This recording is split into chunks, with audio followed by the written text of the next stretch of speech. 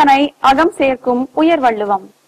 இந்த தொடர் வகுப்பு மூலம் கற்க கசடர அமைப்பின் முயற்சியில் கம்பவாரதி இலங்கை திரு ஜெயராஜ் அவர்களின் உரையை வழங்குவதில் பெரும் மகிழ்ச்சி அடைகிறோம்.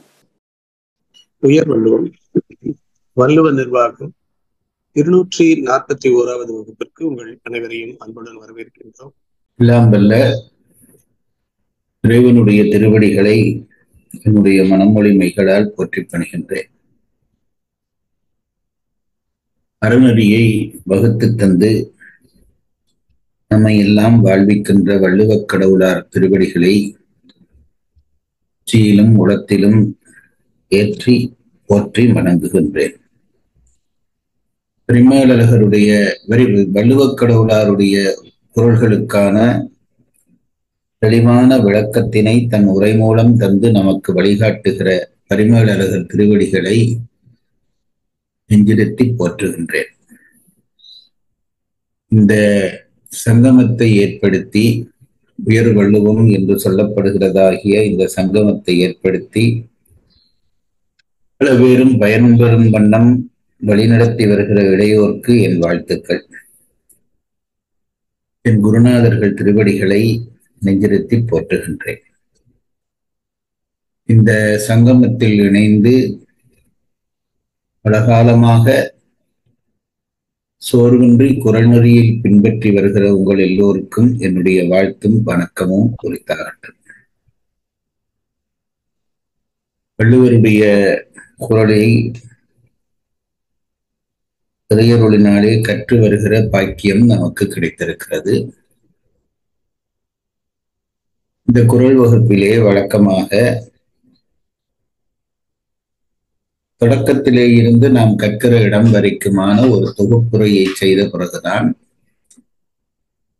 அந்த குறள் வகுப்பை நடத்துவது என்று ஒரு முறைமையை நான் இதுவரை கையாண்டு வந்தேன்.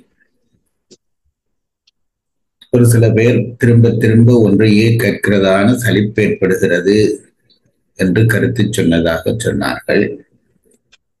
அதிலே உண்மை இல்லாமல் இல்லை.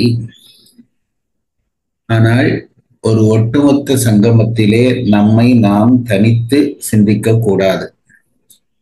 பலகாலமாக வகுப்பிலே இணைந்து வருகிறவர்களுக்கு அதிலே ஒரு சின்ன சலிப்பு வருவது தவிர்க்க முடியாதது தான்.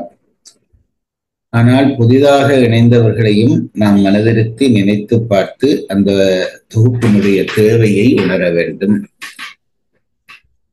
ஆனாலும் கூட இந்த தொகுப்புரையினுடைய பாணியை கொஞ்சம் மாற்றினால் என்ன என்று தோன்றுகிறது. நான்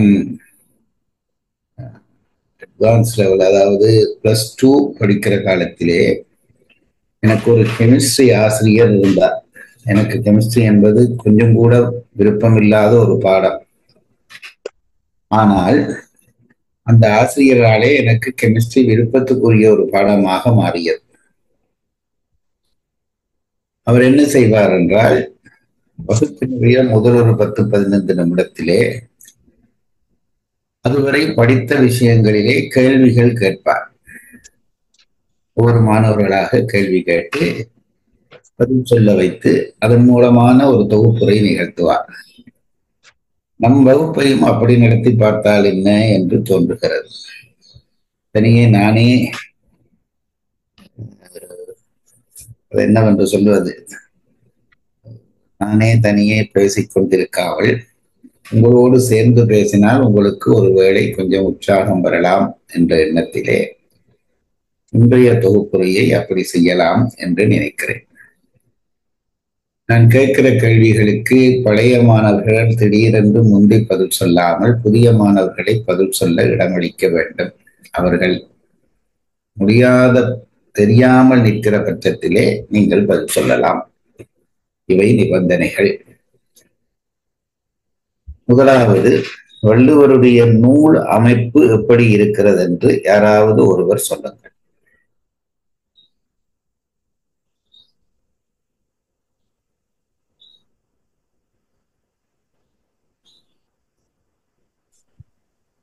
நேரத்தை அதிகம் வீணாக்க கூடாது. ஓரிரு வினாடிகளுக்குள்ளே நீங்கள் பதில் சொல்ல தொடங்க வேண்டும். வள்ளுவருடைய நூல் அமைப்பு எப்படி இருக்கிறது, எப்படி அமைக்கப்பட்டிருக்கிறது என்பதை முதலிலே யாராவது ஒரு மாணவர் சொல்லுங்கள். இனி அந்த வாய்ப்பு பழைய மாணவர்களுக்கு வழங்கப்படுகிறது. யாராவது ஒருவர் சொல்லத் தொடங்கலாம். சொல்கிறேன், இது உங்களோடு நான் உரையாடுகிற முறைதான். இதிலே நாங்கள் சொல்வதா இல்லையா என்று கூச்சப்பட தேவையில்லை. சொல்லலாம், யாரும் சொல்லலாம். புதிய மாணவர்கள் கட்டாயம் சொல்ல முயல வேண்டும். ஐயா நான் சொல்றேன். மனதிலே என்ன இருக்கிறது என்று தெரியும். சரி ஐயா நான் சொல்றேங்க. சரி, வள்ளுவர் பால், இயல், அதிகாரம், குறள் என்ற அடுக்கு அமைப்பில் அமைச்சிருக்காங்க இல்லையா. சோ 3 பாலாக பிரித்திருக்கிறார். அறத்துப்பால், அறம், பொருள், இன்பம் என்ற 3 பால். அந்த ஒவ்வொரு பாலுக்குள்ளேயும் இயலுங்கிற அமைப்புல அடுத்த கட்ட அமைப்பு பிரிச்சிருக்காரு. அந்த ஒவ்வொரு இயலுக்குள்ளும் அதிகாரம்ன்ற அடுத்த அடுக்கு, ஒவ்வொரு அதிகாரத்துக்குள்ளேயும் 10 குறள் வெண்பாக்களாக ஆனது கையம்.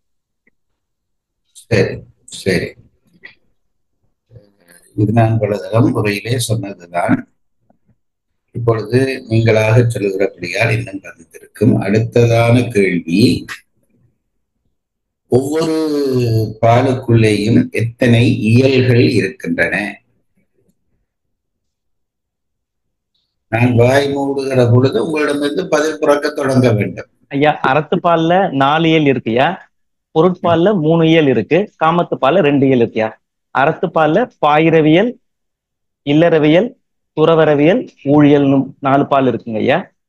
பொருட்பால்ல அரசியல், அங்கவியல், ஒழிவியல் 3 பால் இருக்குங்க ஐயா. காமத்துப்பால்ல கற்பியல், கலவியல் 2 பால் இருக்குங்க ஐயா. ரொம்ப சந்தோஷம், ரொம்ப சந்தோஷம். அடுத்தது, இந்த முப்பால்களை திருவள்ளுவர் அடுக்கின முறை, அறத்துப்பால், பொருட்பால், காமத்துப்பால் என்று சொன்னீர்கள். ஏன் இந்த வரிசை முறையை அமைத்தார் என்ற கேள்விக்கு பதில் சொல்லுங்க. அறத்துப்பால்ல இம்மை, மறுமை, வீடு மூணும் கிடைக்கிறதுனால முதல்ல வச்சிருக்காரு. பொருட்பால்ல இம்மையும் அதனால செய்யறதுனால மறுமையும் கிடைக்கிறதுனால 2வதாக வைத்திருள்ளார். இன்பத்துப்பால்ல ஒன்லி இன்மை பயன் மாத்திரம் உள்ளதுனால 3வதாக வைத்துள்ளார். சரி, பாயிரவியலிலே அமைந்திருக்கக்கூடிய அதிகாரங்கள் என்ன?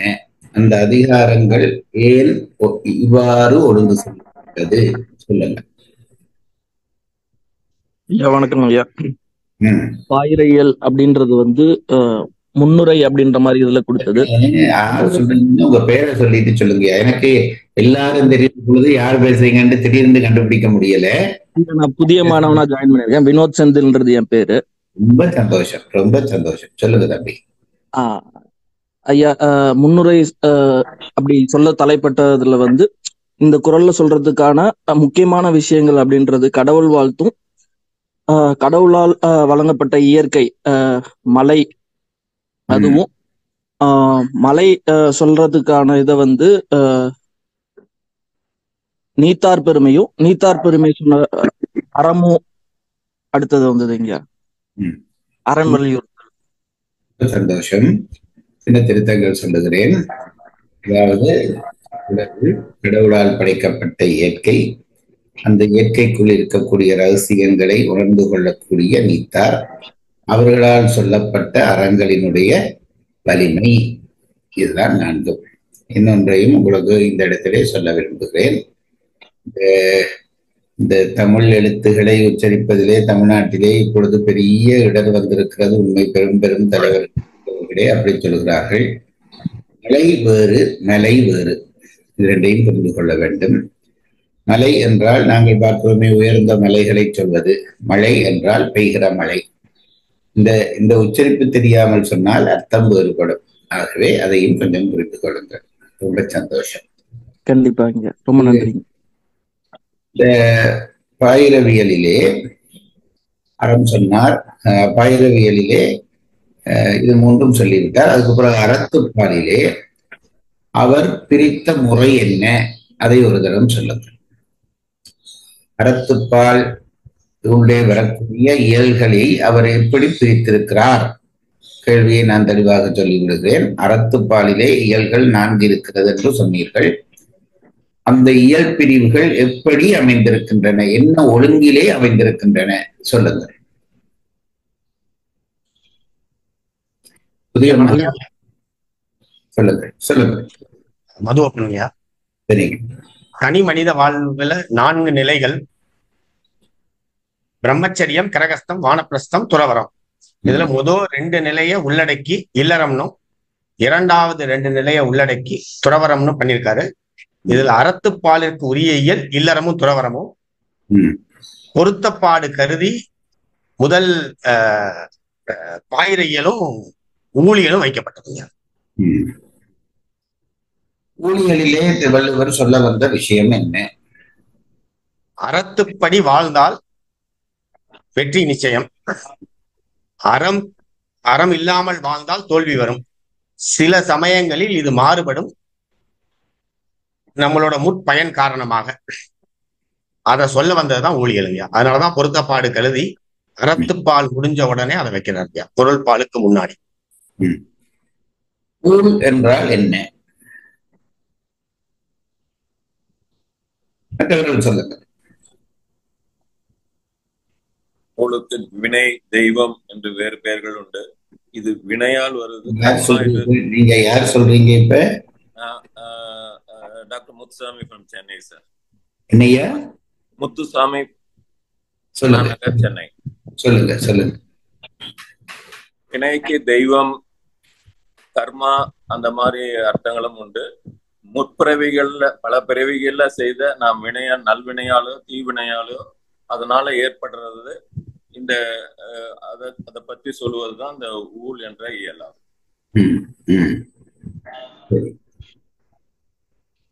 இல்லறத்திலே திருவள்ளுவர் என்ன சொல்ல வருகிறார்? இல்லற அமைப்பினோடு இல்லறம் என்கின்ற அந்த பகுதியிலே திருவள்ளுவர் சொல்ல வந்த விஷயம் என்ன? ஐயா, நான் ஏற்கனவே சொல்லிட்டேன், திருப்பி முயற்சி பண்ணலாமா? சொல்லுங்க. அன்பின் வளர்ச்சியே இல்லறம். விளங்கிக் கொள்ளுங்கள். யாரோ ஒருவர் பதில் சொல்லுகிறார், யாரோ ஒருவர் கடி காக்கிறார். நாம் வேற எங்கேயாவது யோசித்துக் கொண்டிருப்போம் என்று தயவு செய்து நினைக்காதீர்கள். இப்பொழுது தொகுப்புரை நடந்து கொண்டிருக்கிறது வேறு விதமாக. ஆகவே ஒவ்வொரு கேள்வியையும் ஒவ்வொருவரும் கவனிக்க வேண்டும், பதிலையும் கவனிக்க வேண்டும். பதில் சொல்ல கூச்சப்படக்கூடாது. மற்றவர் சொல்லுகிற பதிலே தவறு இருந்தால் அதை கவனிக்க வேண்டும். இப்படி உங்களுடைய புத்தி முழுவதும் இதிலே நிற்க வேண்டும். சொல்லுங்க ஐயா. உயிரோட பயன் வீடு பேர் அடைவது, வீடு பேர் அடைய தேவை அருள், அருள் வர தேவை அன்பு. அதனால இல்லறம் முழுவதும் அன்பிற்கான பயிற்சி. சிறந்த பதில். இல்லறத்திலே எப்படி அன்பு பயிற்சி ஆகிறது என்று சொல்லுங்கள். வேறொருவர் சொல்லுங்கள். ஐயா வணக்கம் ஐயா, வினோத் செந்தில் பேசுறேங்க. சொல்லுங்க. ஐயா, தனி மனிதனா பிறந்த ஒருவன் ஒரு ஆணும் பெண்ணும் சேர்ந்து அவங்க குடும்பம் அப்படின்றது ஆனதுக்கு அப்புறம் அன்பின் விருத்தி தான்ற பொருள் தன்னோட மனைவிக்குன்றது கொடுக்குறாங்க. அந்த குடும்பத்துல அவங்களால வந்த அன்பினால வந்த ஒரு குழந்தை மூலியமா அவங்களோட அன்பு இன்னும் விருத்தி ஆகுது. விருத்தியான அன்பு குடும்பத்துல இருந்து பெருகி சமுதாயத்தை நோக்கி நகருதுன்ற போது விருந்தோம்பல் அப்படின்ற இதுலயும், விருந்தோம்பல்ன்றதுல இருந்து வரும்போது அடுத்தடுத்த நிலைகள்ல மன, மொழி, மெய்கள் இதை சுத்தப்படுத்தி இதுல இருந்து ஈகை ஒப்புரவு அப்படின்றது மூலியமா புகழ் அப்படின்ற இதுதான் நம்ம இல்லறம். அதுல இருந்து புகழ்ன்றது இங்க உச்சி. இல்லறத்தோட இது தேவராகிறது அப்படின்ற மாதிரியான இதுதான் இல்லறத்தோட முழு இதுன்றது நம்ம படிச்சிருக்கோம். இல்லறத்தினுடைய இன்மை பயன் புகழ், மறுமை புகழ், மறுமை பயன் துறக்கம் என்று சொல்லுகிற தேவர்களாக இருக்கிற வாய்ப்பு. மிக மகிழ்ச்சி. அடுத்ததாக, இந்த இல்லறத்திலே ஈடுபட்டவுடனே அன்பு பிறக்கிறது என்று சொன்னீர்கள். இது உங்களுடைய சமயோசிதத்தை அறிவதற்காக கேட்கிறேன். இல்லறத்திலே ஈடுபட்டவுடனே அன்பு பிறக்கும் என்று சொன்னீர்கள். அன்பு பிறப்பதற்காகத்தான் இல்லறத்திலே நாங்கள் ஈடுபடுகிறோமா? அப்படியானால் இல்லறத்திலே ஈடுபட செய்தவர் யார்? எப்படி செய்கிறார்? இவ்வளவும் கேள்விகள். அன்பை வளர்த்துக் கொள்வதற்காக இல்லறத்திலே நாம் ஈடுபடுவதில்லை. இல்லறத்திலே ஈடுபடுவதனாலே அன்பு வளர்க்கிறது. அப்படியானால் இல்லறத்திலே ஈடுபடுவதற்கு நமக்கு ஏதாவது ஒரு தூண்டுதல் வேண்டும். அந்த தூண்டுதலை யார் செய்தார்? எப்படி செய்தார்?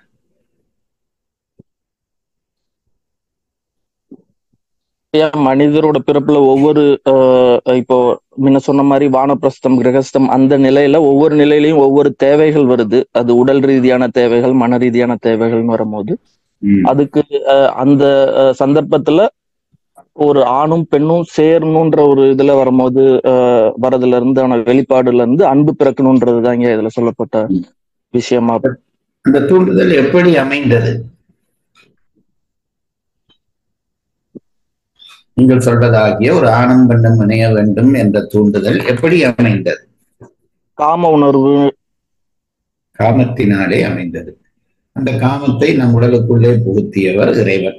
ஆகவே இறைவன் நம் உடலுக்குள்ளே காமத்தை புகுத்தி ஒருவர் இணைய செய்து அந்த இணைப்பினாலே அன்பை உருவாக்கி அந்த அன்பை வளர்த்தெடுத்து மேலே நம்மை துறவு நோக்கி நகர்த்துகிறார். ஆகவே நம்முடைய வாழ்க்கையை ஒரு பயிற்சிக்களமாக ஆக்கி இருக்கிறவர் இறைவன்.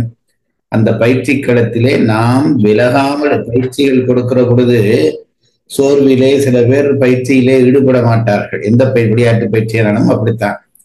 அப்படி சோர்வு வராமல் அந்த பயிற்சியிலே ஈடுபட வேண்டும் என்பதற்காகத்தான் இறைவன் நம் உடலிலே காமத்தை புகுத்தி அதன் மூலம் ஒரு இணையை தேட வைத்து, அப்படி தேட வைப்பதன் மூலம் அன்பை உண்டாக்கி பிறகு அதை விருத்தியாக்கி அதை மேலெடுத்து செல்லுகிறான்.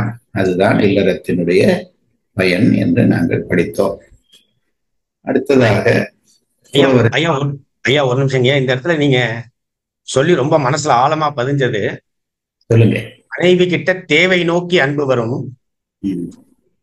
குழந்தைகள் பிறந்ததுக்கு அப்புறம் அந்த இயல்பா அந்த அன்பு மாறி போகும், தேவை இல்லாம. அதுலயும் நீங்க சொன்ன அருமையான வார்த்தை ஒண்ணு, 10 மாதம் சிரமப்படுத்தின ஒரு குழந்தைய பிறந்தோடனே கழுத்தை நெரிச்சிருக்கணும். ஆனா பாசம் தான் வருது. ஆமா, ரொம்ப சந்தோஷம். நீங்க நேர்ப்பு வச்சு இதெல்லாம் சொல்றது ரொம்ப மகிழ்ச்சியா இருக்கிறது. அதாவது மனைவியிடம் நோக்கத்தோடு அன்பு பிறக்கிறது, குழந்தையிடம் அப்படி ஒரு நோக்கமும் இல்லாமலே அன்பு பயிற்சியாக தொடங்கி விடுகிறது. அந்த எண்ணங்களை எல்லாம் அப்படி அன்பு வருகிற பொழுதுதான் அன்பிலே சுயநலம் குறைந்து கொண்டே போகிறது. சுயநலம் குறைகிற அன்புதான் ஈகை ஒப்புரவு செய்ய நம்மை தூண்டும் என்கின்ற உண்மையை நாம் தெரிந்து கொள்ள வேண்டும். இல்லறத்துல நுழையறதுக்கு எது தூண்டுதலா அமைஞ்சதுன்னு சொல்லும்போது நீங்க இன்னொரு அருமையான விளக்கம் சொல்லிருப்பீங்கய்யா. இயற்கையில ஆணுக்கும் சரி பெண்ணுக்கும் சரி அறிவு உணர்வுங்கிற ரெண்டுமே இருக்கும். ஆனா ஆண் கிட்ட அறிவு மேலோங்கியும் பெண் கிட்ட உணர்வு மேலோங்கியும் இருக்கும். இயற்கையில ஒரு மனிதன் வாழறதுக்கு இந்த 2 உணர்வுகளும் தேவை. அவன் சமூகமா 2 பேருக்கு மேல ஒருத்தர் சேர்ந்து வரும்போது அது சமூகம்னு ஆயிடுது. அந்த சமூகத்துல வாழ வேண்டிய ஒரு வாழ்க்கைக்கான அவசியத்துக்கு அவங்க தனிமனித அறத்தையும் செய்ய வேண்டியிருக்கு, சமூக அறத்தையும் செய்ய வேண்டியிருக்கு. தனிமனித அறத்தை செய்யறதுங்கிறதுக்கு உணர்வு மேலோங்கி இருக்கக்கூடிய தன்மை அவசியம். ஏன்னா அது அன்பு சார்ந்து இயங்கக்கூடிய ஒரு இடம். சமூகம்ங்கிறது அறிவு சார்ந்து இயங்கக்கூடிய இடம். ஆகையினாலதான் ஒரு ஆண் தனியாக இருந்து இந்த 2 அறங்களையும் செய்ய முடியாது, ஏதாவது ஒண்ணுதான் செய்ய முடியும். அது போலதான் ஒரு பெண்ணும் உணர்வு மேலோங்கிய தன்மையில இருக்கிறதுனால அவங்க தனியா இருந்து 2 அறங்களையும் செய்ய முடியாது. ஆகையினாலதான் ஒரு ஆணும் பெண்ணும் இணைந்து திருமணம்ங்கிற பந்தத்துல சேர வேண்டியது இருக்கு. அப்படி சேர்ந்தாதான் அறிவு உணர்வு ஆகிய 2 விஷயங்கள் மூலமாவும் அவங்களுக்கு கிடைக்கிற அனுபவம் பூரணத்துவப்படும். அந்த வாழ்க்கைங்கிறது பயனுள்ளதா அமையும் அப்படிங்கிற ஒரு விளக்கத்தையும் சொன்னீங்கய்யா. அதை இந்த இடத்துல ஞாபகப்படுத்த சிறப்பு. நான் சொன்னவற்றை எனக்கு நினைவூட்டுகிறீர்கள். எனக்கு ரொம்ப மகிழ்ச்சி. உண்மையிலேயே நான் சொன்னேன் என்ற எனக்கு ஞாபகத்திலே இல்லை. இதிலே நீங்கள் சொன்னது சம்பந்தமா ஒரு விஷயம் சொல்லுகிறேன். என்னவென்றால் ஆண் பெண் என்கின்ற பிறப்பிலே எந்த பிறப்பும் முழுமையுற்ற பிறப்புகள் அல்ல. ஆண் என்ற பிறப்பும் முழுமையுற்ற பிறப்பல்ல, பெண் என்ற பிறப்பும் முழுமையுற்ற பெண் அல்ல. அது என்ன ஆகுது என்றால், நீங்கள் சொன்னீர்களே அன்பு அறிவு என்ற பிரிவுகள் இருக்கிற பொழுது இரண்டும் சேர்ந்தால்தான் ஒரு முழுமை வரும். ஆணிடம் அன்பு அறிவு கிடக்கிறது, பெண்களிடம் அன்பு கிடக்கிறது என்றால் ரெண்டும் சேர வேண்டும். சேருகிற பொழுதுதான் ஒரு முழுமை வரும். இல்லறத்திலே தான் அந்த முழுமை உண்டாகிறது. எப்பொழுதும் ஏன் ஒரு ஆண் பெண்ணை நாடுகிறான் என்றால், அவனிடம் அன்பு குறைவு இருக்கிறபடியால் அது எங்கே கிடைக்கும் என்று நாடுகிறான். ஒரு பெண் ஏன் ஆணை நாடுகிறாள் என்றால், அறிவு சார்ந்த அவனுடைய வலிமை அவளுக்கு தேவையாக இருக்கிறது. இதெல்லாம் இறைவனுடைய படைப்பினுடைய அற்புதங்கள் என்று புரிந்து கொள்ளுங்கள். அப்படி இல்லாவிட்டால் இப்ப உலகத்தை அப்படி மாற்றிக்கொண்டு வருகிறார்கள். அதாவது அன்பின் தேவையை பெண்ணுக்கு தேவையில்லை, அறிவை அவளே அறிவாகி விடலாம் என்றால் அது விகாரமாகுமே தவிர ஒரு நாளும் முழுமையாகாது. இங்கே இருக்கிற ஆண்களுக்கு நான் சொல்லுகிற ஆலோசனை, அன்பு நிறைந்த பெண்கள், பெரிய படிக்க தேவையில்லை, உழைக்க தேவையில்லை, அன்பு நிறைந்த ஒரு பெண்ணை உங்கள் வாழ்க்கை துணையாக்கி விட்டீர்களானால் வாழ்வு முழுக்க உங்களுக்கு சொர்க்கமாகும்.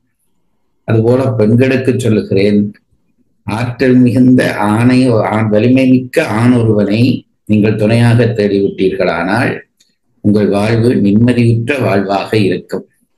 இது ரொம்ப முக்கியம். இன்றைக்கு ஒரு பெரிய பிழை நடக்க தொடங்கி இருக்கிறது. என்னவென்றால், பெண்களிலே ஆண்மைத்தன்மையை ஏற்றுகிறார்கள்.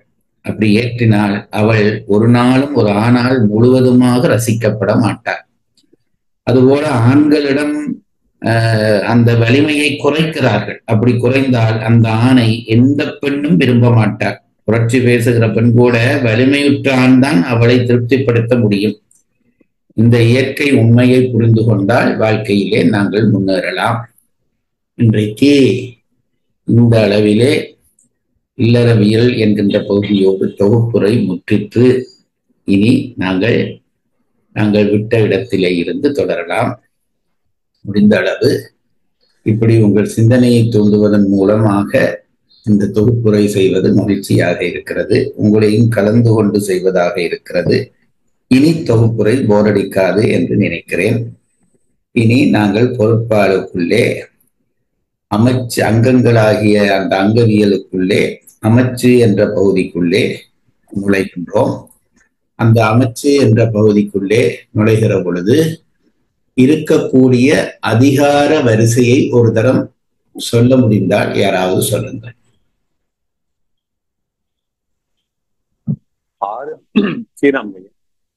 6 அங்கங்களுக்குள்ள அமைச்சு பிரதானமா இருக்கிறதுனால முதல்ல அமைச்சுங்கிறத அதிகாரத்தை சொல்றாரு. அமைச்சர் எப்படி இருக்கணும் அப்படிங்கறத முதல்ல சொல்றாரு. அப்புறம் அந்த அமைச்சருக்கு முக்கியமா சொல்வன்மை முக்கியம் அப்படிங்கிறது அடுத்த அதிகாரம். அதாவது தன்னை சார்ந்தவர்களும் பகைவர்கள்ட்ட பேசுற போதும் ரொம்ப முக்கியமான ஒரு தகுதியாக சொல்வன்மையை சொல்றாரு.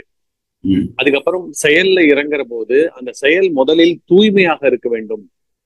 அதனால வினை தூய்மை என்ற அதிகாரத்தை சொல்றாரு.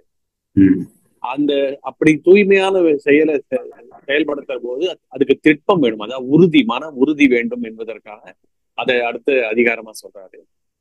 அப்புறம் என்னென்ன வகை செயல் செய்யணும், வினை செயல் வகை, அதான் உண்மையான செயல் செய்யற விஷயத்த சொல்றாரு. அதுக்கப்புறம் முக்கியமான அதிகாரமாக தூது அப்படின்னு ஒரு அதிகாரத்தை சொல்றாரு. பகை அரசர்கள்ட்டோ இல்ல வேற யார்ட்டையோ போற போது அவங்கள்ட்ட யாரு பேசலாம், எப்படி பேசலாம், அதுக்கு 2 வகையான தூதர்களை சொல்றாரு. தானே வகுத்து கூறுவான், கூறியது கூறுவான்ற 2 வகையான தூதுவரை சொல்றாரு. இதுல அமைச்சருடைய ஒரு 50% இல்ல 75% கிட்டத்தட்ட அந்த தூதுவனுக்கு இருக்கணும் அப்படிங்கிற அந்த இதையும் வலியுறுத்துறாரு. அதுக்கப்புறம் மன்னரை சேர்ந்தவர்கள்னு ஒரு அதிகாரத்தை சொல்றாரு. அப்படிப்பட்ட இந்த அமைச்சு தகுதிகளோடு வர்ற ஒருவன் மன்னரோட எப்படி சேர்ந்து ஒழுகணும், அவன்கிட்ட என்ன செய்யக்கூடாது, என்ன செய்யணும், தீக்காய்வாரை போல்கன்ற இதை வச்சு சொல்றாரு. கெட்டகையும் போகக்கூடாது, அணுகாது அகலாது தீக்காய்வார் போல்கன்னு சொல்றாரு. இதுல ஸ்ரீராமத்தை இன்னொருவர் தொடருங்க. மன்னரை சேர்ந்தவர்களுக்கு அடுத்ததாக என்ன அதிகாரம் வருகிறது, ஏன் வருகிறது? அடுத்ததாக குறிப்பு அறிதல் என்ற அதிகாரம் வருகிறது. அத எல்லாரும் அரசன் சொல்றத மாத்திரம் இல்ல, அவனுடைய முகபாவங்கள் அவருடைய இதுல இருந்து குறிப்பு அறிந்து அமைச்சர் செய்ய வேண்டும் என்கிற வகுத்து கூறுவது குறிப்பறிதல். அடுத்ததாக வருவது அவை அறிதல்.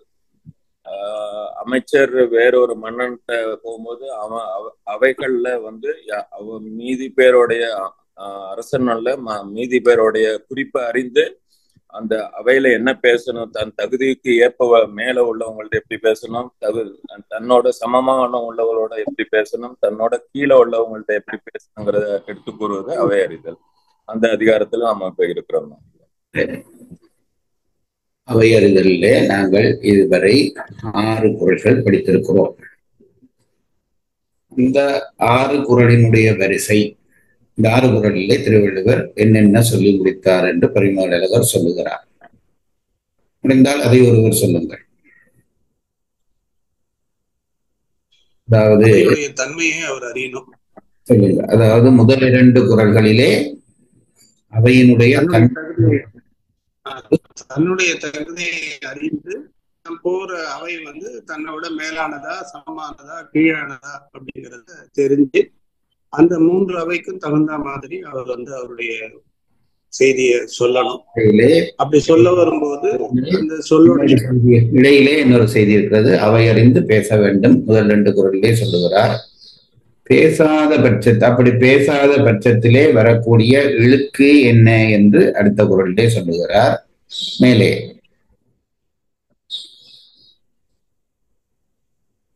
தன்னை விட அறிவு சார்ந்த அவையில எப்படி பேச வேண்டும், தன்னை விட அறிவு குறைந்த சபையில எப்படி பேச வேண்டும் என்பதையும் சொல்லுகிறார்.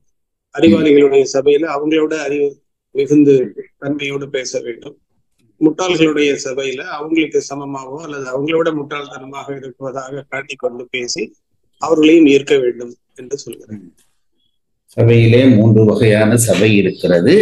நம்மை விட உயர்ந்த சபை, நமக்கு சமமான சபை, நம்மை விட தாழ்ந்த சபை. இந்த சபை இதிலே நான் எந்த சபையிலே பேசுவேன் என்று தெரிந்து பேச வேண்டும் என்பதை சொல்லி அந்த பேச்சை தொகுத்து சொல்லுகிறார். கற்ற சபையிலே பேசுகிற பொழுது நீ எப்படி பேச வேண்டும், முட்டாள் சபையிலே பேசுகிற பொழுது நீ எப்படி பேச வேண்டும். கற்ற சபையிலே பேசுகிற பொழுது அவர்களில் அறிவாக பேச வேண்டும், முட்டாள் சபையிலே பேசுகிற பொழுது அவரில் தாழ்ந்ததாக பேச வேண்டும். அப்பொழுதுதான் ரசிக்கப்படுவாய் என்று சொல்லுகிறார். 5வது பாடலிலே நன்று என்ற நன்றென்றவற்றுள்ளும் நன்றே முதுவருள் முந்து கிளம்ப என்ற குறள். இதில் என்ன சொல்கிறார் என்றால், நம்மை விட உயர்ந்த சபையிலே பேசுகிற பொழுது முந்திக்கொண்டு நான் ஒன்றை சொல்லுகிறேன் என்று முற்படக்கூடாது. கெட்டவர்கள் சபையிலே அடக்கம்தான் ரசிக்கப்படும். அப்படி அடக்கம் இன்மையை வந்துவிட்டால் கெட்டவர்கள் அதை ரசிக்க மாட்டார்கள். அவர்கள் கேட்பதற்கு முதல் ஒன்றை சொல்வது, இப்படியான விஷயங்களில் நம்மை காட்ட புறப்பட்டால் கெட்டவர்களுக்கு அது பிடிக்காது. வித்யாம் வினய சம்பந்தாம் என்று நான் பலதரம் சொல்லி இருக்கிறேன். வித்தை வினயத்தோடு சம்பந்தப்பட்டது. ஆகவே முந்தி பேசுவது போன்ற விடயங்கள் கற்ற சபைக்கு உகந்ததல்ல என்கிறார். அதிலே வரக்கூடிய அந்த உரை குறிப்பிலே நான் அன்றைக்கு ஒரு தவறு செய்தேன். அந்த உரை குறிப்பை ஒரு தினம் படியுங்கள். படிக்கிறேன். முன் கிளத்தலையே விளக்கினமையின் உடன் கிளத்தலும் பின் கிளத்தலும் ஆம் என்பது பெற்றாம். இதிலே நான் சொன்னேன், அன்றைக்கு சொன்னது தவறு. அதாவது மற்ற சபைகளிலே பேசலாம் என்பது கூட சொன்னேன். அப்படி அல்ல. தம்மை விட அறிவார் சபையிலே முன்னுக்கு பேசுவது பிழை என்று சொன்னதால் உடன் பேசுவது பின் பேசுவது கூட தவறு என்று அதை எடுத்துக்கொள்ள வேண்டும் என்பதுதான் அந்த உரை குறிப்பினுடைய அர்த்தம். அதை சென்ற முறை நான் சொன்னதை அழித்து இதை பதிவு செய்து கொள்ளுங்கள். இனி அடுத்ததாக 6வது குறளிலே சொல்றாரு, முன் கிளத்தலையே விளக்கினமையின் உடன் கிளத்தலும் பின் கிளத்தலும் ஆம் ஆகும். திருப்பி சொல்லுங்கள். முன் கிளத்தலையே விளக்கினமையின் அது சரி. அதாவது முன் சொன்னதை தனியே சொல்லி விளக்குகிறார். அப்படியானால் உடன் அவர்களோடு சேர்ந்து பேசுவது, அவர்களுக்கு பின்னாலே பேசுவது என்பது ஏற்றுக்கொள்ளக்கூடிய ஒன்று என்று சொல்லுகிறார். அடுத்த குறள், ஆற்றின் நிலை தளர்ந்தற்றே ஏற்றுணர்வார் முன்னர் இழுக்கு. என்ன குறிப்பு வாசியுங்கள். துறவு நோக்கி வந்தவர்கள் அதிலே இருந்து வலிவை வீழ்ந்தால் எப்படி நோக்கமும் சிதைந்து இழுக்கப்படுவார்களோ அதுபோல உயர்ந்தோர் சபையிலே ஏற்றுணர்வார் முன்னம் இழுக்கு பெறுவது என்பது, ஒரு வல்லவன் உயர்ந்த சபையிலே பேசத் தொடங்கி இழுக்குற்றால் அதனாலே எடுத்த நோக்கமும் நிறைவேறாது, அதனாலே தூற்றுதலும் வரும் என்பதை சொல்வதற்காக துறவு நோக்கி போனவன் வீழ்ந்தால் என்ன ஆகுமோ என்கின்ற உவமையை ஏற்றுக்கொள்கிறார். இன்றைக்கு 7வது குறளுக்குள்ளே நுழைகிறோம். நீங்கள் படியுங்கள். குறள் எண் 717. கற்றறிந்தார் கல்வி விளங்கும், கசடர சொல் தெரிதல் வல்லாரகத்து. ஒரு நிமிஷம். இதுல என்னவென்றால், இந்த பரிமேலழகர் குறள் உரை குறிப்பெழுதுகிற பொழுது கடைசியிலே குறள்களை பிரிக்கிற வரி வரும். அதை புரிந்து கொள்ளுங்கள். இப்ப இந்த குறளினால் இது ஒரு நார் என்று எழுதுவார். 2 குறளிலே ஒரு குறளிலே அது இல்லாவிட்டால் அந்த குறளையும் அடுத்த குறளையும் சேர்த்து அதை எழுதி இருப்பார். இங்கே நாங்கள் 14வது குறள் படிக்கிற பொழுது, இந்த 4வது குறள் 2714வது குறள் படிக்கிற பொழுது என்ன எழுதினார்? அவையளவு அறிந்தார் செய்யும் திறம் இதனால் தொகுத்து கூறப்பட்டது என்றார். அப்ப அந்த விஷயம் முடிந்து விட்டது.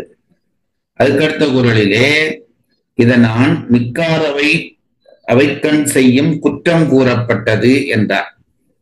உயர்ந்த நம்மை விட உயர்ந்த சபையிலே என்ன செய்தால் அது குற்றமாகும் என்பதை சொல்லிவிட்டார் என்கிறார். அதற்கு அடுத்த சபையிலே அடுத்த குறளிலே இதனால் தன்கண் அதன்கண் இதன்கண் இழுக்கிய வழிபடும் குற்றம் கூறப்பட்டது. உயர்ந்தோர் சபையிலே சொல்வதிலே பிழை ஏற்பட்டால் அது எப்படிப்பட்ட பிழை என்றால், ஒரு துறவு நோக்கி முயற்சித்தவன் வீழ்ந்ததற்கு சமம் என்று அதை தொகுத்து சொல்லிவிட்டார். ஆகவே எப்பவும் நீங்கள் குறள் படிக்கிற பொழுது உற்சாகம் தப்பி குறைவாக இருந்தால் இன்றைக்கு ஒரு தரம் மீட்டுக்கொண்டு வகுப்புக்கு போகலாம் என்று தப்பித்தவரி நினைத்தீர்களானால் அதற்கு ஒரு வழி, இந்த கடைசி வரிகளை பார்த்து விட்டு வந்தால் குறளிலே அந்த அந்த எண்ணம் எங்களுக்கு தெரியும். இந்த குறளிலே இது சொன்னார் இது சொன்னார் இது சொன்னார் என்றால் ஒரு தொகுப்பு மனதிலே நிற்கும். சுகமாக படிப்பதற்கான வழி சொல்லி தந்திருக்கிறேன். இனி நாங்கள் படிக்கலாம். 7வது குறள். குறள் எண் 717. கற்றறிந்தார் கல்வி விளங்கும், கசடர சொல் தெரிதல் வல்லாரகத்து. அதாவது ஒருவன் படிக்கிறான், ஆற்றல் உள்ளவனாக இருக்கிறான், படித்த ஆற்றல் உள்ளவனாக இருக்கிறான். அவனுடைய அறிவு எங்கே விளங்கும் என்பது இருக்கிறது. அது எங்கே விளங்கும் என்று கேட்டால், நல்ல கற்றறிந்தவர் சபையிலே இவன் ஒன்றை சொல்லி அங்கீகரிக்கப்பட்டால் இவனுடைய அறிவுக்கு ஒரு ஒளி வரும். ஒளி என்பது புகழ் வரும். ஆகவே மற்ற முட்டாள்கள் சபையிலே பேசி கைதட்டு வாங்கினேன் என்று சொல்வதிலே ஒரு அர்த்தமும் இல்லை. நம்முடைய இந்த பொங்கல் தீபாவளி பட்டிமண்டபங்கள் போல கைதட்டு வாங்கினேன் என்றால் அதிலே ஒன்றும் இல்லை. பேச்சாளர்களுக்கு அதிலே பெருமை இல்லை. இதையும் சொல்லி கைதட்டி வாங்க. பெரிய கற்றோரவையிலே பேசி அதனாலே ஒருவன் விளங்கப் பெறுவானானால் அவனுடைய அறிவுக்கு அதனாலே நிமிர்வு வரும் என்று சொல்லுகிறதாக இந்த குறள் அமைகிறது. இதையெல்லாம் நம் இனம் படிக்க தவறிவிட்டது. அதனால்தான் அறிவுத்துறையிலே கீழிறங்கி கொண்டு போகிறோம். அறிவு நிகழ்ச்சிகளை கீழிறக்கி கொண்டு போகிறோம். பட்டிமண்டபம் என்பது நம்முடைய பெரியவர்கள் பட்டிமண்டபத்து பாங்கறிந்து ஏறுமின் என்று சொன்னார்கள். எட்டினோடு 2 அறியா என பட்டிமண்டபம் ஏற்றினை என்று வருத்தம் உறுகிறார்கள். எனக்கு படித்தது போதாதே, என்னை போய் பட்டிமண்டபத்திலே ஏற்றி விட்டாயே, இப்பொழுது என்னை பட்டிமண்டபத்தில் ஏற்றவில்லையே என்று பல பேர் குறை சொல்லிக் கொண்டு இருக்கிறார்கள். இதையெல்லாம் படித்திருந்தால் கல்வி மேலாக வந்திருக்கும். திருவள்ளுவருக்கு சிலை அமைப்பதை விட, திருவள்ளுவரை பற்றி கொண்டாடுவதை விட, அவருக்கு விபூதி பூசுவதா வித்திராக்கம் போடுவதா என்று ஆராய்வதை விட இந்த குறள்களை படிக்க வேண்டும். நீங்களாவது அந்த நற்காரியத்தை சமுதாயத்துக்குள் கொண்டு செல்லுங்கள் என்ற பிரார்த்தனையை உங்கள் முன் வைத்து இனி உரையை தொடங்குவோம். உரை. கசடு அற சொல் தெரிதல் வல்லார் அகத்து, வழுப்படாமல் சொற்களை ஆராய்தல் வல்லார் அவைக்கண் சொல்லின். கற்று அறிந்தார் கல்வி விளங்கும், பல நூல்களையும் கற்று அவற்றின் ஆய பயனை அறிந்தாரது கல்வி யாவர்க்கும் விளங்கித் தோன்றும். ரொம்ப ரொம்ப நுட்பமான விஷயங்களை அப்படி தட்டி விட்டுட்டு போகிறார்கள். வாசிங்கள் உரையை. கசடு அற சொல் தெரிதல் வல்லார் அகத்து, வழுப்படாமல் சொற்களை ஆராய்தல் வல்லார் அவைக்கண் சொல்லின். குற்றம் வராமல், வலுப்படாமல் என்றால் குற்றம் வராமல் சொற்களை ஆராயத் தெரிகிற கற்றவருக்கு முன்னாலே சொல்லினாள். இதுல ரொம்ப இப்ப எல்லாம் பிழைகளை சரியாக்கி கொண்டு போகிறோம். எங்களுக்கு ஒரு வசனத்தை சரியான முறையிலே சொல்ல தெரியவில்லை. 2 பேருடைய புரிதல் காரணமாக அந்த வசனம் புரிந்து விடுகிறதே தவிர அந்த வசனம் சரியாக இல்லை. ஒன்றும் தெரியாத ஒருவனுக்கு அந்த வசனத்தை சொன்னால் அந்த வசனம் புரிய வேண்டும். அதுதான் மொழியினுடைய தேவை. நான் ஒரு வரியை சொன்னால் அந்த விடயமே தெரியாத ஒருவனுக்கு அது முற்றாக விளங்க வேண்டும். அதில் குறை இருக்கக்கூடாது. அப்படி இருந்தால் கூட குறை இருக்கும் என்கிறார்கள் மொழியியலாளர்கள். எவ்வளவு பெரிய ஆற்றலாளன் ஒருவனால் சொல்லப்பட்டாலும் சொல்லுகிற விடயத்திலே ஏதோ 60-70% தான் எதிராளிக்கு புரிகிறது என்கிறார்கள். அப்ப எவ்வளவு கவனமாக இருக்க வேண்டும் என்று தெரிய வேண்டும். நமக்கே ஒரு முறை எழுத்தாளர் பாலகுமாரன், முன்பும் சொல்லி இருக்கிறேன், எழுத்தாளர் பாலகுமாரன் எங்கள் ஊருக்கு வந்து என்னோட தங்கி இருந்தார். அப்பொழுது ஒரு கோயிலுக்கு போயிருந்தோம். அந்த கோயிலே திடீரென அவரை பேசும்படி கேட்டார்கள். அவருடைய தாடி இதை பார்த்த உடனே அவர் ஒரு சாமியார் வந்திருக்கிறார் என்று நினைத்து விட்டு அவருடைய அறிவு நிலை தெரியாமல் அவர்கள் வந்து நீங்கள் கொஞ்சம் கோயிலில் பேச வேணும் என்றார். நான் அதை சமாளிக்க பார்த்தால் பாலகுமாரன் அதுக்கு என்ன பேசுவோம் என்று விட்டார். அது கற்றவர்களுக்கு இது ஒரு சாதாரண விஷயமா அவர் பேசுவோம் என்று விட்டு அன்றைக்கு அவர் பேசினதிலே எனக்கு ரொம்ப பிடித்த விஷயம், நாங்கள் பேசுகிற வார்த்தைகள் பூரணம் இல்லை என்று நமக்கே தெரிகிறது என்றார். அதற்கு ஒரு சான்று சொன்னார். அது என்னவென்றால், நாங்கள் பேசுகிற வார்த்தைகள் பூர்ணம் இல்லை என்பதற்கு என்ன சான்று என்றால், பேசுகிற பொழுது கண்களை அகட்டுகிறோம், முகத்தை ஆட்டுகிறோம், கைகளை ஆட்டுகிறோம், நான் என்ன சொல்ல வருகிறேன் என்றால் என்கிறோம். நீ என்ன சொல்ல வருகிறேன் என்பது சபைக்கு விளங்கினால் என் கையை எப்படி ஆட்டுகிறாய், கண்ணை ஏன் இப்படி பிரட்டுகிறாய். நீங்க சும்மா ஒரு வார்த்தையை நினைத்து பாருங்கள். இப்படியே நான் கல்லு போல இருந்து கொண்டு திருவள்ளுவர் என்ன சொல்லுகிறார் என்றால், பரிமளருடைய உரையை பார்க்கிற பொழுது இப்படி பேசினால் அது எடுபடுமா? கத்தலையை ஆட்ட வேண்டி இருக்கிறது, கையை ஆட்ட வேண்டி இருக்கிறது, சிரிக்க வேண்டி இருக்கிறது, முறைக்க வேண்டி இருக்கிறது. இவ்வளவும் சேர்ந்து சொன்னால்தான் என்னுடைய சொல்லினுடைய பொருள் உங்களுக்கு வந்து சேர்கிறது. ஆகவே என்னுடைய சொல் குறைவு இருக்கிறது என்று தெரிந்தபடியால் தான் இவ்வளவு அங்கா சேவையும் நான் செய்கிறேன். இது பரிமள யாரு பாலகுமாரன் சொன்னது எனக்கு ரொம்ப பிடித்தது. உண்மை. நாங்கள் வீட்டிலே கூட பேசுகிற பொழுது எத்தனை ஆக்ஷனோடு பேசுகிறோம். இந்த ஆக்ஷன் இல்லாவிட்டால் என் பேச்சு சேராதென்று எனக்கே தெரிகிறது. அதனாலேதான் இந்த ஆக்ஷன். ஆகவே ஒரு சொல்லை அமைக்கிற பொழுது அந்த சொல்லினுடைய அர்த்தம் அப்படியே போய் சேர வேண்டுமானால் அந்த சொல்லை முறைப்படி இலக்கணம் தெரிந்து அமைக்க வேண்டும். நாங்கள் இன்றைக்கு வர அந்த விஷயத்திலே குறைவுபட்டு கொண்டே போகிறோம்.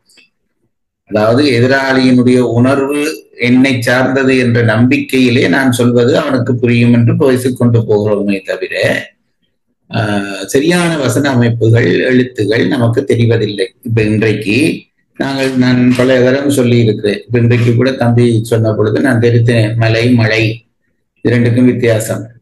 அதாவது ஏன் இது பயிற்சி இல்லாமல் போயிட்டு என்றால், சுத்தமான விடயங்களை சொல்லக்கூடியவர்களிடம் நாங்கள் படிப்பதில்லை.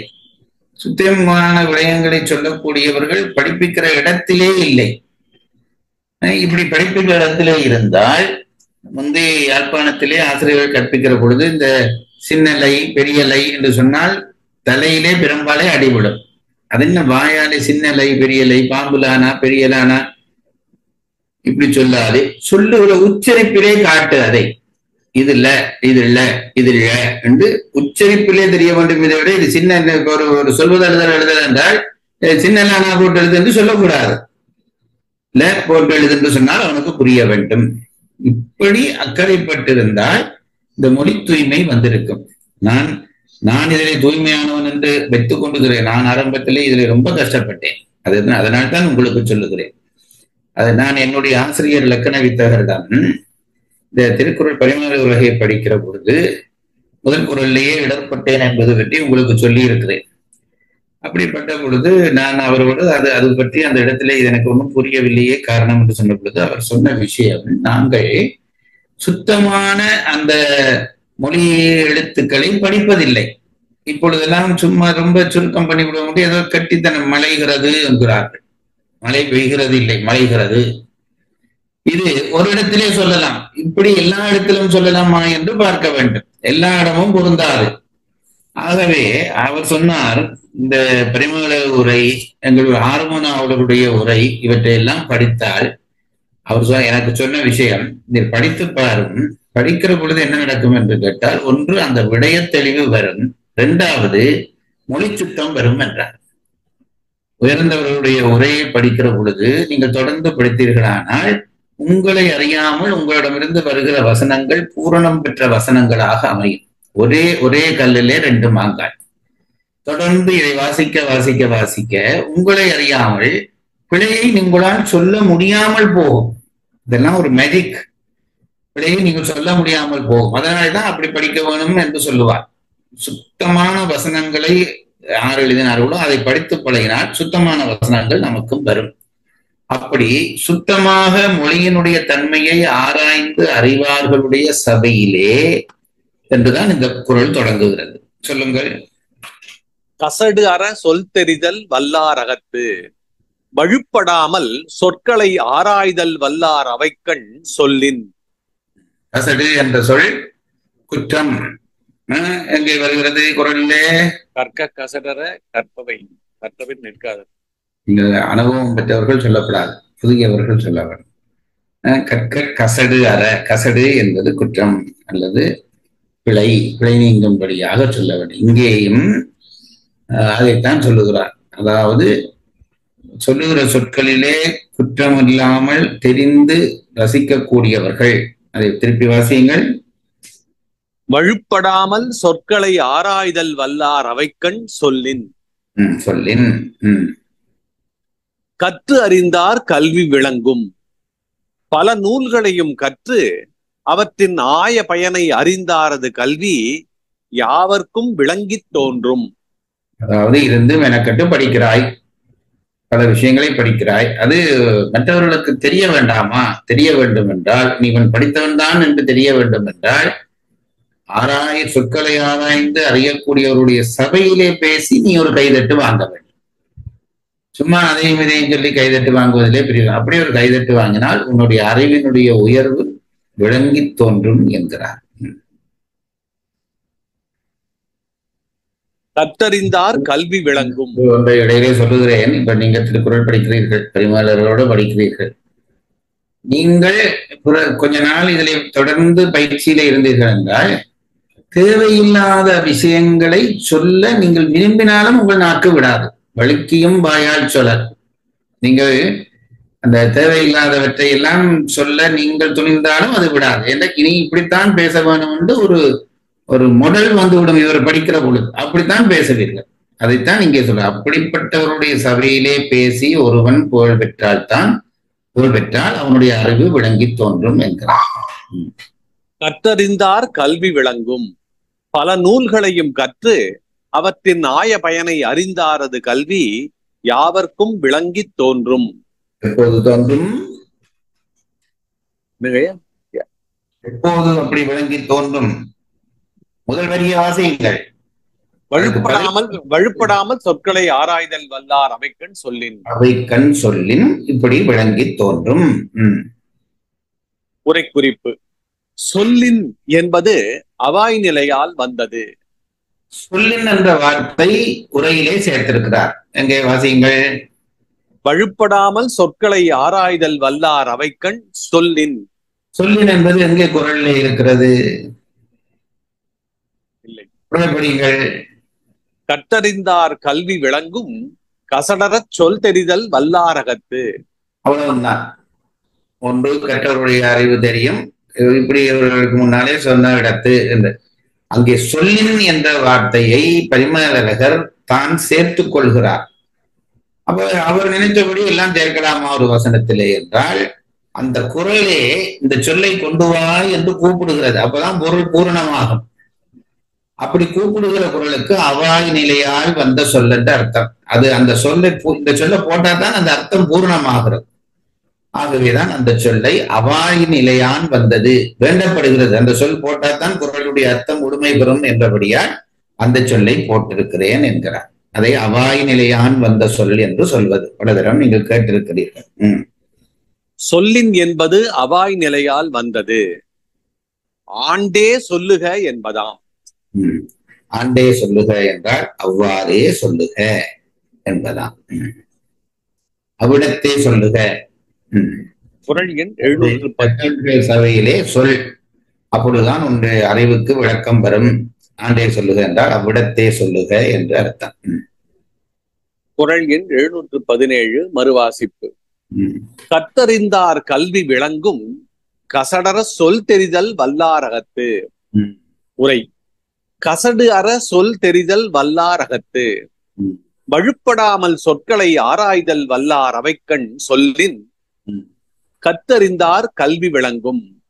பல நூல்களையும் கற்று அவற்றின் ஆய பயனை அறிந்தாரது கல்வி யாவர்க்கும் விளங்கித் தோன்றும். உரை குறிப்பு: சொல்லின் என்பது அவாய் நிலையால் வந்தது, ஆண்டே சொல்லுக என்பதாம். அதாவது கற்றவர்கள் கேட்டால் நாம் ஒரு படிக்கு ஒரு விஷயத்தை தூக்கி கொடுத்தால் அவர்கள் அதை அடுத்த படிக்கு தூக்கி தருவார்கள். கற்ற சபையிலே பேசுகிறதனுடைய பயன் அதுதான். சென்னை கம்பன் விழாவிலே சும்மா இடையிடையே எதுவும் சொன்னால் தான் திருக்குறள் போரடிக்காது. கம்பன் விழா, சென்னை கம்பன் விழா சபையிலே இப்ப பல வருஷங்களுக்கு முன்பு ஒரு தினம் ஔவை நடராஜன் தலைமையிலே ஒரு பட்டிமண்டபம். அதிலே பேசுகிற பொழுது எனக்கு தலைப்பெல்லாம் மறந்து போய்விட்டது. அதுல பேசுகிற பொழுது இந்த தாடகை வருகிற பொழுது அவள் வருகிற அந்த வர்ணனையை கம்பர் சொல்லுகிறார்.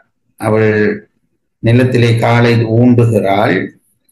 அவளுடைய கால் சிலம்பிலே ஓசை எழுப்புவதற்கு போடுகிற கற்களுக்கு பதிலாக மலைகளை போட்டிருக்கிறாள்.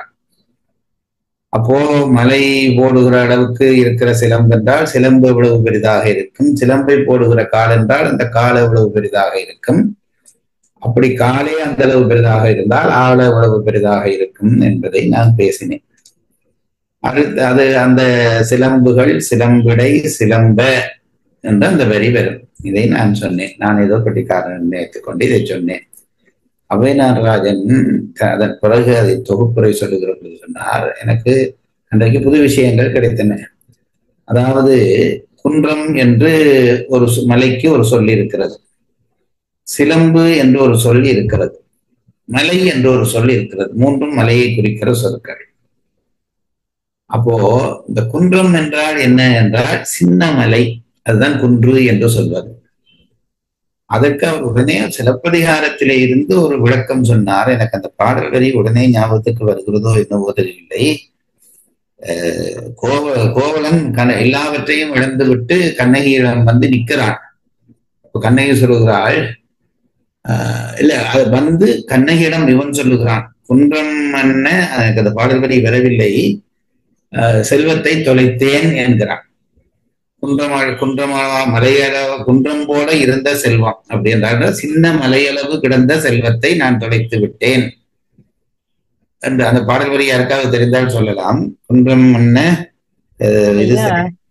என்னையா ஐயா சொல்லட்டுங்களாங்க ஐயா? சொல்லுங்கம்மா. அந்த நீடிய காவலன் கடைத்தலையால் வந்து நம் கோவலன் என்றால் ஒரு குற்றிலையால் கோவலனும் பாடமை சேக்கையுள் புக்கு தன் பைந்துடி வாடிய மேனி வருத்தம் கண்டு யாவும் சலம்புணர் கொள்கை சலதியோடு ஆடி குளம் தருவான் பொருள் குன்றம் தொலைந்து இளம்பாடு நானு தரும் எனக்கு என்று இளம்பாடு என்கிறான். சலதியோடு ஆடி பொய்யானவளோடு வாழ்க்கையை தொலைத்து குன்றம் என்ன பொருள் தொலைத்தேன் என்கிறான். அதற்கு கண்ணகி பதில் சொல்லுகிறாள். இதெல்லாம் அவர் சொன்னது என்ன விஷயம், அவர் உடனே கண்ணகி பதில் சொல்லுகிறார். இவர் சொல்லுகிறார், குன்றமென்ன செல்வத்தை தொலைத்து விட்டேன். இவன் சொல்லுகிறார், சிலம்புல கொள்மின் என்கிறார். சிலம்பு என்பது மலைக்கு ஒரு பேர். நீ கவலைப்படாதே, குன்றம் என்று இது இருக்கிறது பெற்றுக்கொள். இதே மலையளவான செல்வத்தை உனக்கு தரும் என்ற அர்த்தத்திலே இந்த சிலம்பு என்பதற்கு இப்படி ஒரு அர்த்தம் இருக்கிறது என்று அவர் சொன்ன பொழுது அந்த சபையிலே அது எப்படி என்னம்மா சிலம்புல கொள்மின் என்று சொல்லுகிற அந்த வரிக்கு சொன்ன உடனே குன்றத்துக்கும் அந்த சிலம்புக்கும் பொறுத்தது. மலை என்பது மலைக்கு செய்வது, அவ்வளவு செல்வம். இங்கே இடையிலே நிற்கிற குன்றம் என்று அவன் சொல்லுகிறான். சிலம்புல கொள்மின் என்று சொல்லுகிற பொழுது கற்றோரவை அப்படியே சிலிர்த்து போனது. அந்த நேரத்திலே அது தூக்கி போடுறது என்பது ஒரு பெரிய விஷயம். அதைத்தான் இங்கே சொல்லுகிறார். கற்றோரவையிலே பேசினால் உன்னுடைய அறிவு விளங்கி தோன்றும் என்கிறார். குறள் எண் 718. உணர்வது உடையார் முன் சொல்லல் வளர்வதன் பாத்தியுள் நீர் சொரிந்தற்று. அடுத்தது சொல்லுகிறார். முதல் சொல்லை விளங்குகிறவர்களுக்கு இடையிலே சொல்லுவது, அடுத்தது உணர்வை விளங்குகிறவர்களுக்கு இடையிலே சொல்லுவது. அதைத்தான் இந்த குறள் சொல்லுகிறது. சொல்லுங்கள். உணர்வது உடையார் முன் சொல்லல் வளர்வதன் பாத்தியுள் நீர் சொரிந்தற்று. உரை. உணர்வது உடையார் முன் சொல்லல், பிறர் உணர்த்தலின்றி பொருள்களை தாமே உணரவல்ல அறிவினை உடையவர் அவைக்கண் கற்றார் ஒன்றினை சொல்லுதல். வளர்வதன் பாத்தியுள் நீர் சொரிந்தற்று. தானே வளர்வது ஒரு பயிர் நின்ற பாத்திக்கண் நீரினை சொரிந்தார் போலும். அதாவது எப்படி சொல்வது, ஒருவர் ஒன்னொருவர் உணர்த்த தேவையில்லாமல் தானே உணர்கிற அறிஞர் சபை.